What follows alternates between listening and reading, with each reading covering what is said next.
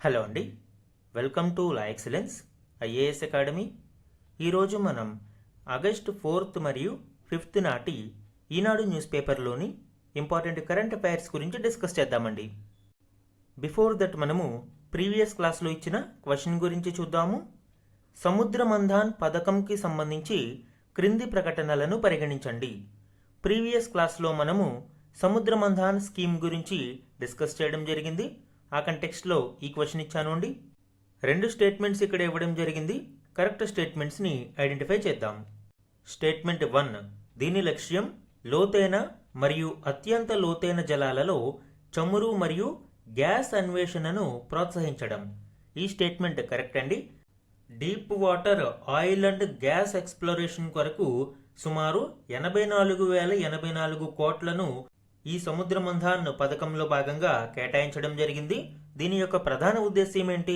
లోతైన మరియు అత్యంత లోతైన జలాలలో హిడెన్ రిజర్వ్స్ ఏవైతే ఉన్నాయో వాటిని అన్లాక్ చేయడం. ఒక అంచనా ప్రకారం ఇటువంటి అన్లాక్ హిడెన్ రిజర్వ్స్ సుమారు 600 million metric ton of oil equivalent అనేవి ఉన్నాయి.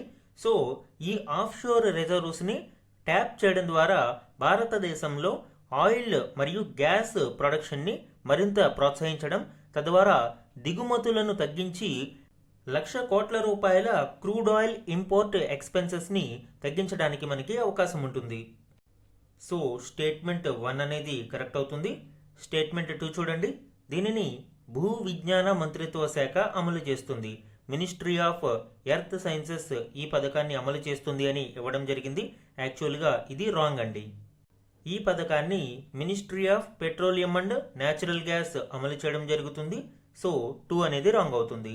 Answer option A 1 only is the correct answer. ఇక్కడ ఈ సముద్ర మంథాన్ స్కీమ్కి సంబంధించి లాస్ట్ క్లాస్లో మనము డీటెయిల్డ్గా డిస్కస్ చేయడం జరిగింది. దీని యొక్క కోర్ ఆబ్జెక్టివ్స్ ఏంటి, ఏ యాక్టివిటీస్ కోసం ఫైనాన్షియల్ అలొకేషన్స్ అనేవి చేశారు, ఏ బేసిన్స్లో ఎక్కువగా ఈ ఫోకస్ అనేది మనము చూసాము.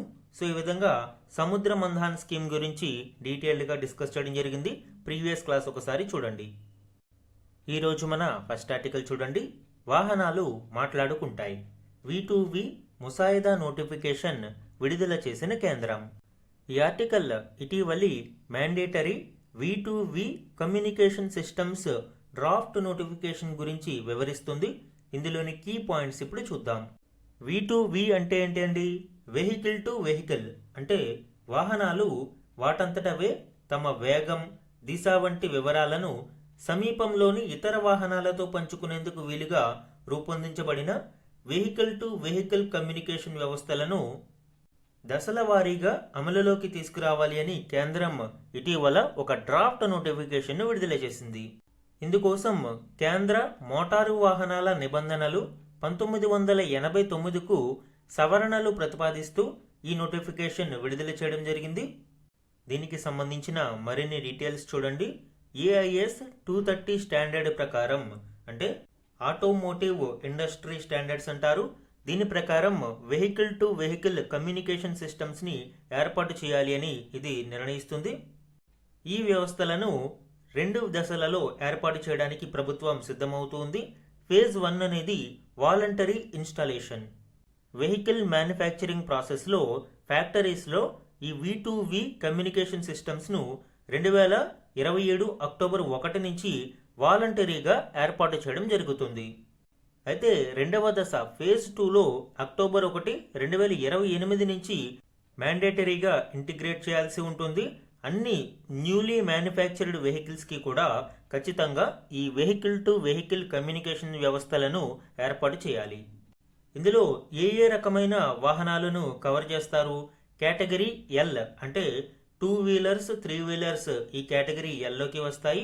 ఇక కేటగిరీ M అంటే passenger vehicles like cars, buses ఇలాంటివి కేటగిరీ Mలోకి వస్తాయి.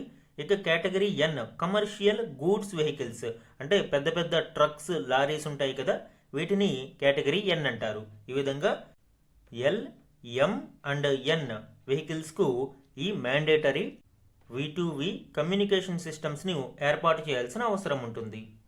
ఈ వ్యవస్థ వలన మనకి లాభం ఏంటి? ప్రస్తుతం సాంప్రదాయ వాహన భద్రత కేవలం సెన్సార్లు, డ్రైవర్ల స్పందన మీద ఆధారపడి హెచ్చరిక సంకేతాలు పంపుతుంది.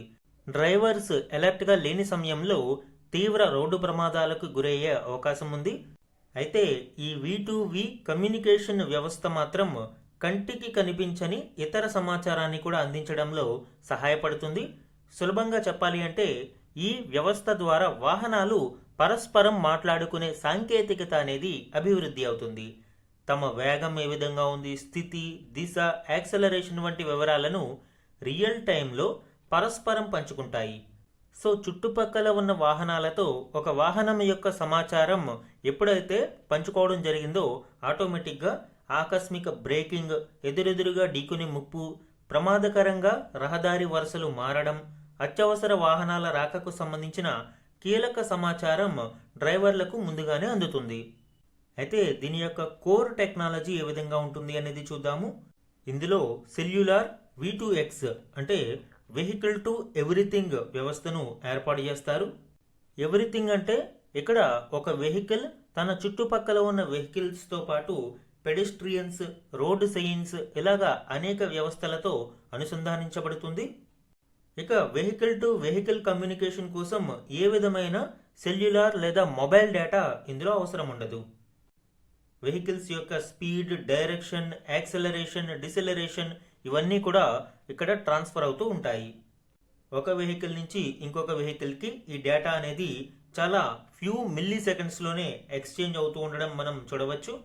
దీనికోసం డెడికేటెడ్ స్పెక్ట్రమ్ని అలొకేట్ చేయడం జరిగింది. 30 మెగాహెర్ట్జ్ స్పెక్ట్రమ్ 5.9 GHz బ్యాండ్ విడ్త్తో ఏర్పాటు చేశారు.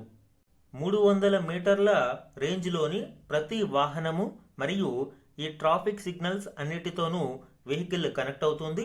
అలానే లేటెన్సీ కూడా, అంటే మనకి కొంత గ్యాప్ అనేది ఉంటుంది ట్రాన్స్మిషన్స్లో. సో అటువంటి లేటెన్సీ కూడా అల్ట్రాలో మిల్లీ సెకండ్ లేటెన్సీ ఈ వ్యవస్థలో మనం చూడవచ్చు. దీనివలన కీ బెనిఫిట్స్ ఏంటంటే రోడ్డు ఫ్యాటాలిటీస్ని తగ్గించడానికి అవకాశం ఉంటుంది, రోడ్డు సేఫ్టీ మెరుగుపడుతుంది, రియల్ టైమ్ అలర్ట్స్ ఎప్పటికప్పుడు డ్రైవర్లకు అందుతూ ఉంటాయి.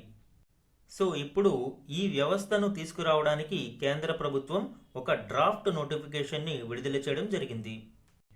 మన నెక్స్ట్ ఆర్టికల్ చూడండి. సహజీవన బంధాలకు వేధింపుల చట్టం వర్తింపు 498A పరిధిని విస్తరించిన supreme court. Section 498A of IPC అనేది మనకి డొమెస్టిక్ వైలెన్స్, గృహహింసకు సంబంధించి. పెళ్ళైన మహిళలను వాళ్ళ భర్త లేదా కుటుంబ సభ్యులు వేధింపులకు గురి చేస్తే సెక్షన్ 498A క్రింద అరెస్ట్ చేయడం జరుగుతుంది. ఇప్పుడు ఈ 498A పరిధిని సుప్రీంకోర్టు విస్తరించింది. సహజీవన భాగస్వాములకి కూడా ఈ సెక్షన్ వర్తిస్తుంది అని సుప్రీంకోర్టు స్పష్టం చేసింది. పరస్పర అంగీకారంతో భార్యాభర్తల్లా ఒక జంట సహజీవనం చేస్తూ ఉంటే ఆ అనుబంధంలోని మహిళను వేధింపులకు గురి చేసే పురుషుడిపై ఈ చట్టం కింద చర్యలు తీసుకోవచ్చు అని సుప్రీం ధర్మాసనం పేర్కొంది. వివాహితను భర్త లేదా అతని బంధువుల వేధింపుల నుంచి రక్షించేందుకే ఈ సెక్షన్ ఇంతవరకు పరిమితమైంది అని, వివాహం లాంటి అనుబంధంలో కొనసాగుతూ ఈ సెక్షన్ కింద నేరాభియోగానికి గురి అయిన వ్యక్తుల అరెస్టుకు సంబంధించి చట్టంలోని నియమాలను ఖచ్చితంగా పాటించాలి అని పేర్కొంది. అంటే ఏ విధంగా మ్యారీడ్ కపుల్ విషయంలో ఒక వివాహితను అతని భర్త లేదా బంధువులు వేధింపులకి గురి చేస్తే ఈ సెక్షన్ 498A చట్టాన్ని అమలు చేస్తారో అదేవిధంగా లివ్ ఇన్ రిలేషన్స్లో ఉన్న వ్యక్తులకి కూడా ఈ చట్టాన్ని విస్తరించాలి అని సుప్రీం ధర్మాసనం పేర్కొంది. దీనికి సంబంధించిన మరిన్ని డీటెయిల్స్ చూడండి. సుప్రీంకోర్టు యొక్క landmark judgement domestic cruelty protection for live in relations, అంటే ఈ డొమెస్టిక్ వైలెన్స్ని కేవలం వివాహితలకు మాత్రమే పరిమితం కాకుండా లివ్ ఇన్ రిలేషన్స్లో ఉంటూ అక్కడ ఈ గృహహింసకు గురి అయ్యే మహిళలకు న్యాయం చేయడం కోసం ఈ సెక్షన్ 498Aను విస్తరించడం జరిగింది. ఈ కేసు ఇంపార్టెంట్ అండి. Doctor Lokesh BH others versus state of Karnataka కేసులో సుప్రీంకోర్టు ఈ తీర్పునిచ్చింది. మ్యారేజ్ కాకపోయినా మ్యారేజ్ వంటి వ్యవస్థలలో ఉండే మహిళలను ఎక్స్క్లూడ్ చేయడం అనేది భారత రాజ్యాంగంలోని ఆర్టికల్ 14ను వైలేట్ చేయడమేనని సుప్రీంకోర్టు పేర్కొంది. Means right to equality and equal protection of laws అనేవి మనము ఈ ఆర్టికల్ 14 ద్వారా చూడవచ్చు. చట్టం అనేది అందరికీ సమానంగా వర్తింప చేయడం దీని యొక్క ముఖ్య ఉద్దేశ్యం. ఈ సెక్షన్ 498A లేదా ప్రస్తుతం బిఎన్ఎస్ 2023 ప్రకారం సెక్షన్ 85 అండ్ 86 ఈ గృహహింసకు సంబంధించి ఇవి వర్తింప చేయాలి అంటే ఎసెన్షియల్ లీగల్ రిక్వైర్మెంట్స్ ఏంటి అనేది మనం చూస్తే, in the nature of marriage, ఈ లివ్ ఇన్ రిలేషన్ అనేది ఖచ్చితంగా ఒక వివాహం జరిగిన జంట ఏ విధంగా ఉంటారో అటువంటి రిలేషన్ని కొనసాగిస్తున్నారా అనేది చూడాలి. అంటే చాలా కాలంగా కోహాబిటేషన్, ఒకే చోట కలిసి జీవిస్తూ ఉండడము, అలానే షేర్డ్ హౌస్ హోల్డ్, ఒకే ఇంటిలో నివాసం ఉండడం, అలానే నో క్యాజువల్ అంటే ఖచ్చితంగా మ్యారేజ్ చేసుకునే ఉద్దేశంతో సహజీవనం చేస్తున్న కపుల్ ఇంటెంట్ టు మ్యారీ ఉన్నప్పుడు మాత్రమే ఈ చట్టం వర్తిస్తుంది. క్యాజువల్ లేదా పూర్తిగా రొమాంటిక్ రిలేషన్షిప్స్ అయితే ఈ చట్టం వర్తించదు. అయితే ఈ సహజీవనానికి సంబంధించి మరియు గృహహింసకు సంబంధించి బర్డెన్ ఆఫ్ ప్రూఫ్ అనేది ఉమెన్ మీదనే ఉంటుంది. ఆ బాధిత మహిళ తాము సహజీవనంలో ఉన్నాము అని, సహజీవనంలో ఉన్నప్పుడు ఈ విధంగా గృహహింసకు గురి అయినట్లు నిరూపించాల్సి ఉంటుంది. అయితే ఇక్కడ ఖచ్చితంగా బోత్ పార్ట్నర్స్ ఇద్దరూ కూడా లీగల్ ఏజ్ని కలిగి ఉండాలి. అలానే మ్యారేజ్ చేసుకుని ఉండకూడదు, ఇద్దరూ మ్యారేజ్ చేసుకుని ఉండకూడదు, లీగల్ ఏజ్ని కలిగి ఉండాలి మ్యారేజ్కి. అప్పుడు మాత్రమే ఈ లివ్ ఇన్ రిలేషన్స్లోని మహిళకు ఈ సెక్షన్ 498A ఆఫ్ ఐపీసీ లేదా బిఎన్ఎస్ 2023 భారతీయ న్యాయ సంహితలోని సెక్షన్ 85 అండ్ 86 వర్తిస్తాయి. ఇద్దరూ లీగల్గా డివోర్స్డ్ అయితే మళ్ళీ ఇది వర్తిస్తుంది. అంటే ఇద్దరూ మ్యారేజ్ చేసుకోవడానికి అర్హత కలిగి ఉన్నప్పుడు మాత్రమే ఈ చట్టం వర్తిస్తుంది. అయితే ఈ చట్టం దుర్వినియోగం కాకుండా కొన్ని సేఫ్ గార్డ్స్ని కూడా పాటించాల్సి ఉంటుంది. నో ఆటోమేటిక్ అరెస్ట్స్, కేవలం ఈ సెక్షన్ 498A కింద కంప్లైంట్ రిజిస్టర్ అయి ఎఫ్ఐఆర్ నమోదు చేసిన వెంటనే పోలీసులు ఈ మేల్ పార్ట్నర్ని లేదా అతని కుటుంబ సభ్యులను అరెస్ట్ చేయకూడదు. ఖచ్చితంగా ప్రాథమిక విచారణను నిర్వహించాల్సి ఉంటుంది. ఆర్నేష్ కుమార్ గైడ్లైన్స్ని ఇందులో పాటించాల్సి ఉంటుంది.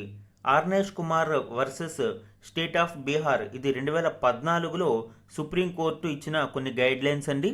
ఇక్కడ ర్యాంపెంట్ మిస్యూజ్ ఆఫ్ సెక్షన్ 498Aను అరికట్టడం కోసం ఈ గైడ్లైన్స్ జారీ చేశారు. ఇందులో ప్రధానంగా ఈ డౌరీ లేదా గృహహింస కేసులలో లేదా 7 years కంటే తక్కువ శిక్ష పడే ఏ కేసైనా కానీ అన్నెసెసరీగా అరెస్ట్ చేయకూడదు. ప్రిలిమినరీ ఎంక్వైరీ జరిగిన తర్వాత సెక్షన్ 41A ప్రకారం ఒక చెక్ లిస్ట్ ఉంటుంది. ఈ చెక్ లిస్ట్లోని అంశాలు అన్నీ కూడా పూర్తిగా నిర్ధారించుకున్న తర్వాత మాత్రమే మ్యాజిస్ట్రేట్ స్క్రూటినీ ద్వారా జ్యుడిషియల్ రిమాండ్లోకి తీసుకోవాల్సి ఉంటుంది. లివ్ ఇన్ రిలేషన్స్లో కూడా దీనిని మిస్యూజ్ చేయకుండా ఈ విధానాలను పాటించాల్సి ఉంటుంది. సో ఇది సెక్షన్ 498Aకి సంబంధించి సహజీవన బంధాలకు కూడా ఈ వేధింపుల చట్టాన్ని వర్తింపచేయాలి అని సుప్రీం ధర్మాసనం పేర్కొనడం చూడవచ్చు. మన నెక్స్ట్ ఆర్టికల్ చూడండి. జనన మరణాల నమోదు ఆలస్యమైతే కష్టమే, 2 ఏళ్ల తర్వాత అయితే మ్యాజిస్ట్రేట్ అనుమతి కావాల్సిందే, బిల్లును ఆమోదించిన పార్లమెంటు. ఈ ఆర్టికల్ ఇటీవల పార్లమెంటులో ఆమోదించబడిన the registration of births and deaths amendment bill 2026కి సంబంధించిన కీలక అంశాలను వివరిస్తుంది. ఇందులోని కీ పాయింట్స్ ఇప్పుడు చూద్దాం. సవరించిన నిబంధనల ప్రకారం జనన మరణాలను అవి జరిగిన 2 ఏళ్లలోపు నమోదు చేయకపోతే ప్రథమ శ్రేణి జ్యుడిషియల్ మ్యాజిస్ట్రేట్ నుండి తప్పనిసరిగా అనుమతి తీసుకోవాల్సిందే. ఏడాది కంటే ఎక్కువ జాప్యమైనప్పుడు ప్రస్తుత నిబంధనల ప్రకారం జిల్లా మ్యాజిస్ట్రేట్, సబ్ డివిజనల్ మ్యాజిస్ట్రేట్ లేదా అధీకృత ఎగ్జిక్యూటివ్ మ్యాజిస్ట్రేట్ అనుమతి పొందాలి. అంటే జిల్లా కలెక్టర్ లేదా సబ్ కలెక్టర్ లేదా ఆర్డీఓ ఇటువంటి ఎగ్జిక్యూటివ్ మ్యాజిస్ట్రేట్స్ యొక్క అనుమతి ద్వారా మాత్రమే నమోదు చేసుకోవాల్సి ఉంటుంది. ఇప్పుడు 2 ఏళ్ల పైబడి మాత్రం వీరి అనుమతి అవసరం ఉండదు. జ్యుడిషియల్ ఫస్ట్ క్లాస్ మ్యాజిస్ట్రేట్ అనుమతి ద్వారా మాత్రమే నమోదు చేసుకోవడానికి అవకాశం ఉంటుంది. ఈ బిల్లుకు సంబంధించి రాజ్యసభలో జరిగిన చర్చలో భాగంగా కేంద్ర హోంశాఖ సహాయ మంత్రి నిత్యానందరాయ్ సమాధానమిస్తూ దేశంలో పుట్టే ప్రతి శిశువు వివరాలు నమోదయ్యేలా చూడడం, జీవించి లేని ఓటర్ల పేర్లను కొన్ని పార్టీలు వాడుకోకుండా వాటిని తొలగించడం ప్రభుత్వ ఉద్దేశ్యమని చెప్పారు. అయితే విపక్షాలు మాత్రం దీని మీద అభ్యంతరం వ్యక్తం చేశాయి. నమోదు ఎందుకు ఆలస్యమైందో తెలుసుకోకుండా కోర్టుల నుండి ఉత్తర్వులు తెచ్చుకోవాలనడం ప్రజలను కష్టనష్టాలకు గురి చేస్తుంది అని, కోర్టులపైన కూడా భారం పెరుగుతుంది అని ఆందోళన వ్యక్తం చేశాయి. అయితే లోక్సభ మరియు రాజ్యసభలో ఈ బిల్లు ఆమోదం పొందింది. తదుపరి ప్రెసిడెంట్ అసెంట్ ద్వారా ఇది చట్టంగా మారనుంది. దీనికి సంబంధించిన మరిన్ని డీటెయిల్స్ చూడండి. ఈ అమెండ్మెంట్ను సెక్షన్ 13 ఆఫ్ 1969 యాక్ట్లోని నిబంధనలకు సవరించడం జరిగింది. అయితే ఈ బిల్లు యొక్క ముఖ్య ఉద్దేశం ఏంటి? లేట్ ఎంట్రీస్, బర్త్ అండ్ డెత్ని మిస్యూజ్ చేస్తూ ఉన్నారు. కొన్ని సందర్భాలలో నిబంధనలను పాటించకుండా వాటిని జారీ చేస్తూ ఉన్నారు. కొన్ని సందర్భాలలో బర్త్ సర్టిఫికేట్ విచ్చలవిడిగా జారీ చేయడము, లేదా డెత్ సర్టిఫికేట్ బ్రతికున్నప్పుడు కూడా పుట్టించడం, ఇలాంటివి జరుగుతూ ఉన్నాయి. సో ఇటువంటి మిస్యూజ్ను అరికట్టడం, అలానే ఐడెంటిటీ ఫ్రాడ్ను అరికట్టడం. బర్త్ సర్టిఫికేట్ ద్వారా కొంత ఐడెంటిటీని క్రియేట్ చేయవచ్చు. సో ఇక్కడ కొన్ని సందర్భాలలో మిస్యూజ్ జరుగుతూ ఉంది. సో దానిని అరికట్టడం, అలానే టైమ్లీ రిపోర్టింగ్ని మరింత ప్రోత్సహించడం. 2 ఏళ్ల దాటిన తర్వాత ఫస్ట్ క్లాస్ మ్యాజిస్ట్రేట్ నుండి అనుమతి తీసుకోవాలి అంటే బర్డెన్ కాబట్టి టైమ్లీ రిపోర్టింగ్ అనేది మెరుగుపడే అవకాశం ఉంటుంది. ఈ విధంగా బ్యాక్ డేట్ సర్టిఫికెట్స్లో ఫ్రాడ్ను అరికట్టడం కోసం ఈ నిబంధనలను తీసుకువచ్చారు. ఇందులో 1 to 2 years అయితే ఇందాక మనం చెప్పుకున్నట్టు డిస్ట్రిక్ట్ మ్యాజిస్ట్రేట్, జిల్లా కలెక్టర్ కానీ, sub divisional magistrate, sub collector లేదా ఆర్డీఓ కానీ, లేదా authorised executive magistrates like mandal tahsildar వంటి వారు కానీ జారీ చేసే అవకాశం ఉంటుంది. ఇక 2 సంవత్సరాలు దాటితే మాత్రం ఖచ్చితంగా స్ట్రిక్ట్ జ్యుడిషియల్ స్క్రూటినీ జరిగిన తరువాత మాత్రమే జ్యుడిషియల్ మ్యాజిస్ట్రేట్ ఫస్ట్ క్లాస్ అనుమతులు ఇచ్చిన తరువాత ఆ ఆర్డర్స్ ప్రకారం జారీ చేయాల్సి ఉంటుంది. అయితే ఎందుకు ఈ స్ట్రింజెంట్ లాస్ని తీసుకువచ్చారు? 2023లో ఈ చట్టానికి చేసిన అమెండ్మెంట్ ప్రకారం బర్త్ సర్టిఫికెట్ అనేది సింగిల్ డాక్యుమెంట్ ప్రూఫ్గా అనేక విషయాలకు తీసుకోవడం జరుగుతుంది. లైక్ స్కూల్ అడ్మిషన్స్లో కానీ, లేదా ఓటర్ లిస్ట్ రిజిస్ట్రేషన్స్లో కానీ, ఆధార్ అప్లికేషన్స్లోను, పాస్పోర్ట్ అప్లికేషన్స్లోను, డ్రైవింగ్ లైసెన్స్లోను, గవర్నమెంట్ జాబ్స్కి సంబంధించి ఈ బర్త్ సర్టిఫికేట్ అనేది ప్రాథమికంగా తీసుకుంటూ ఉన్నారు. సో ఇటువంటి సర్టిఫికేట్స్ను జారీ చేయడంలో మిస్యూజ్ జరిగితే ఇది మొత్తం ఐడెంటిటీకే ఇబ్బంది కలిగించే అంశం కాబట్టి దీనిని ఇప్పుడు స్ట్రింజెంట్ లాస్ ద్వారా మాత్రమే జారీ చేసే విధంగా బ్యాక్ డేటెడ్ సర్టిఫికేట్స్ విషయంలో ప్రభుత్వం ఈ నిర్ణయం తీసుకుంది. సో ఇది ఇటీవల బర్త్ అండ్ డెత్ సర్టిఫికేట్స్కి సంబంధించి 2 years తర్వాత నమోదైతే తీసుకోవాల్సిన నిబంధనల యొక్క కీలక అంశాలు. మన నెక్స్ట్ ఆర్టికల్ చూడండి. యాంటీ మైక్రోబియల్ ఔషధాలకు నీలిరంగు పట్టి. ఈ ఆర్టికల్ ఇటీవల కేంద్రం యాంటీ మైక్రోబియల్ ఔషధాలపై ప్రజలలో అవగాహన పెంపొందించేందుకు ఒక కొత్త విధానాన్ని తీసుకువస్తుంది. ఔషధాల యొక్క లేబుల్లోని ఫార్ లెఫ్ట్ సైడ్ అంటే ఎడమ వైపు చివరిగా ఒక బ్లూ కలర్ థిక్ లైన్ని ఏర్పాటు చేస్తారు. ఈ విధమైన ప్రత్యేక నీలిరంగు పట్టీని ప్రదర్శించడం ద్వారా వాటి ఉనికిని చాటి ప్రతికూల ప్రభావానికి ఆస్కారం ఉన్న ఔషధాలను జాగ్రత్తగా వాడేలా వినియోగదారులలో అవగాహనను పెంపొందించవచ్చు అని ప్రభుత్వం భావిస్తుంది. యాంటీ మైక్రోబియల్ ఔషధాలను అతిగా వాడడం వల్ల అవి రోగులపై ప్రభావం చూపకుండా పోయే పరిస్థితి తలెత్తుతున్న సంగతి తెలిసిందే. అందువలన జాతీయ కార్యాచరణ పథకంలో భాగంగా ఈ యాంటీ మైక్రోబియల్ రెసిస్టెన్స్ విస్తృతిని జాగ్రత్తగా గమనిస్తున్నాము అని, మానవ, ఔషధ, జంతు, ఆహార, పర్యావరణ రంగాలలో ఇలాంటి మందుల వాడకాన్ని నియంత్రించేందుకు చర్యలు బలోపేతం చేశామని కేంద్ర ఆరోగ్య శాఖ సహాయ మంత్రి పేర్కొన్నారు. అయితే ఎందుకు దీని ఆవశ్యకత ఏంటి, యాంటీ మైక్రోబియల్ రెసిస్టెన్స్ అంటే ఏంటి అనేది మనం చూద్దాము. యాంటీ మైక్రోబియల్ ఔషధాలు అంటే వైరస్లు, ఫంగస్, బ్యాక్టీరియా ఇటువంటి వాటిని అరికట్టి మనిషిలో ఆ వ్యాధి లక్షణాలను తగ్గించడానికి ఉపయోగించే ఔషధాలు. అయితే క్రమేపీ ఇదేం జరుగుతుంది, వితౌట్ ప్రిస్క్రిప్షన్ సొంతంగా ఇటువంటి మందులను వాడకం వలన మరియు ఇతర అనేక కారణాలతో ఈ డ్రగ్ అనేది పని చేయకుండా పోతుంది. ఎందుకంటే ఈ బ్యాక్టీరియా కావచ్చు, ఆ వైరస్ కావచ్చు, ఈ మందులకు అలవాటు పడిపోయి ఆ మందులు పని చేయకుండా పోతున్నాయి. తద్వారా ఒక వ్యాధిని నయం చేసే మందే పని చేయకుండా పోతే ఆ వ్యాధిని తగ్గించడం అసాధ్యమవుతుంది. దానితో దేశంలో డిసీజ్ బర్డెన్ అనేది పెరిగిపోతుంది, మరణాలు అధికంగా సంభవిస్తాయి. ఈ క్రిములు సూపర్ బగ్స్ లాగా మారి డ్రగ్ రెసిస్టెన్స్ అంటే ఏ విధమైన మందులకు లొంగకుండా తయారవుతాయి. ఇటువంటి సూపర్ బగ్స్ కారణంగా భారతదేశంలో ప్రతి ఏటా 2,67,000కు పైగా మరణాలు సంభవిస్తున్నాయని ఇటీవలి గణాంకాలు తెలియజేస్తున్నాయి.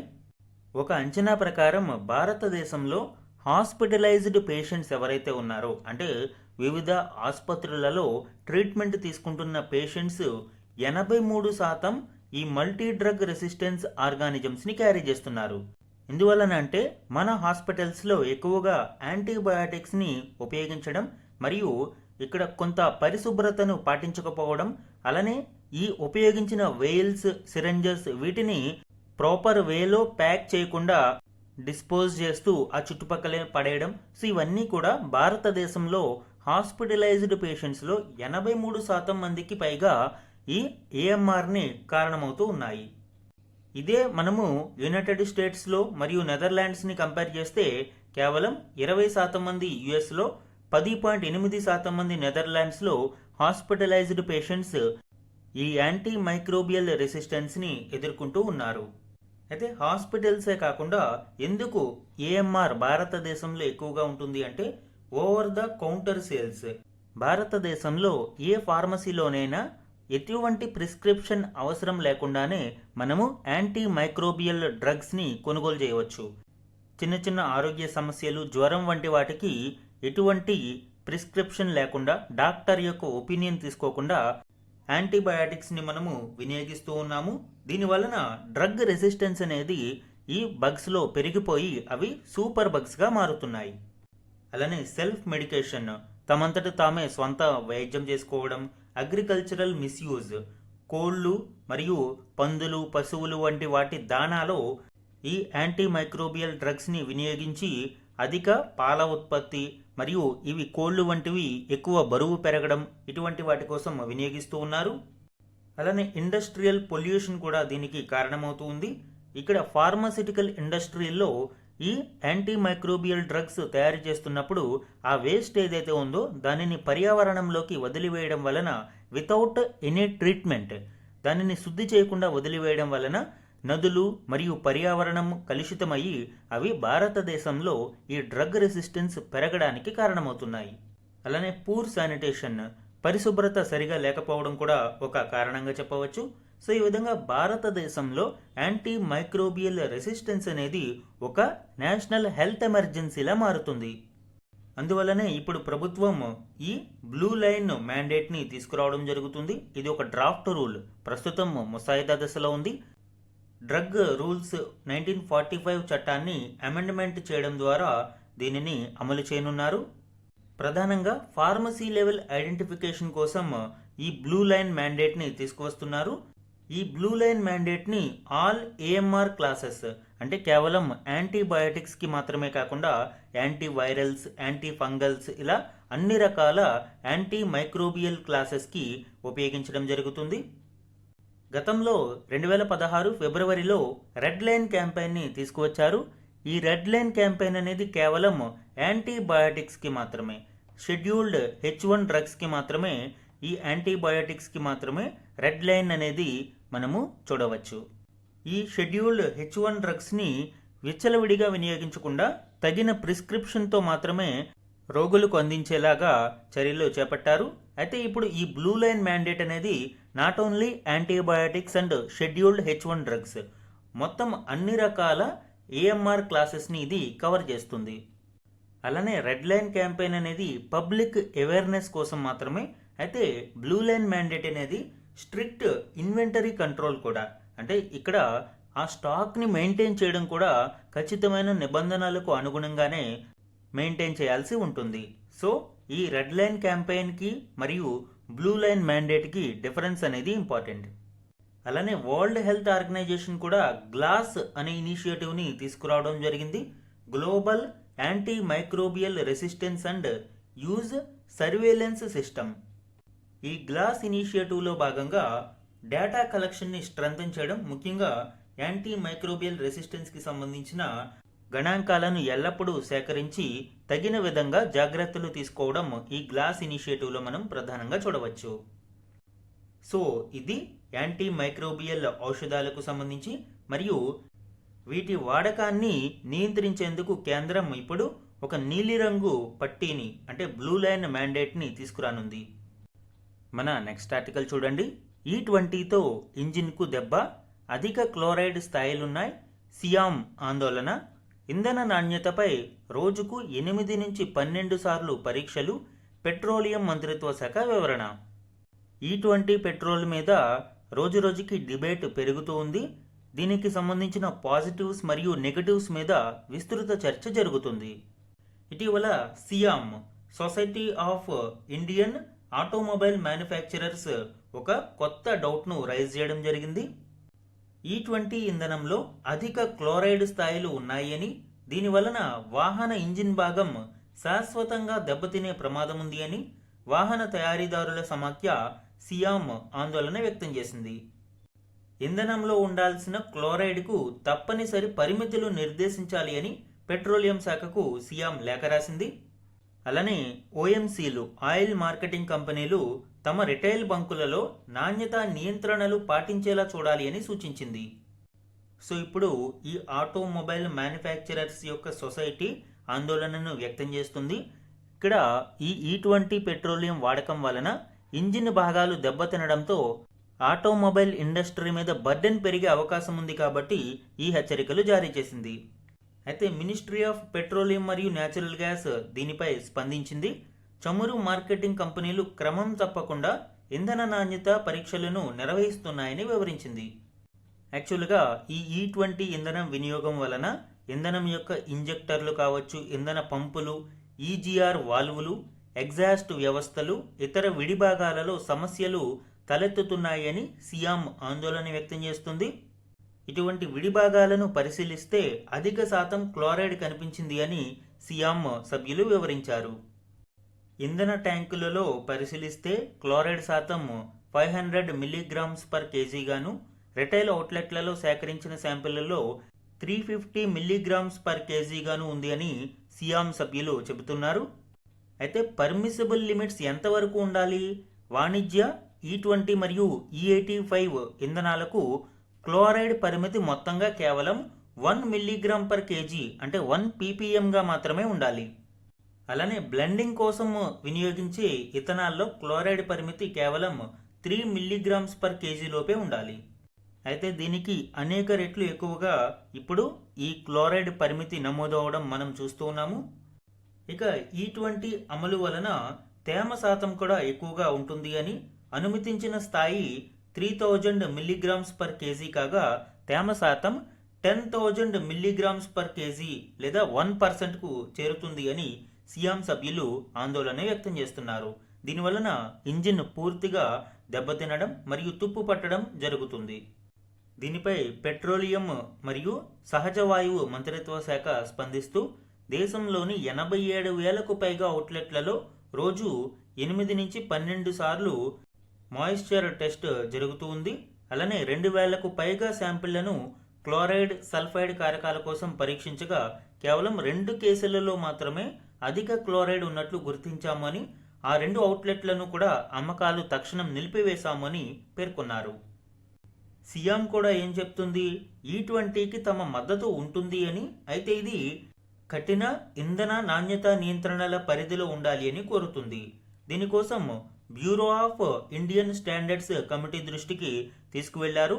BIS ప్రమాణాలు ప్రకటిస్తే దాని ప్రకారం ఇక్కడ నాణ్యతా ప్రమాణాలను దృష్టిలో పెట్టుకుని పరీక్షలు నిర్వహిస్తారు.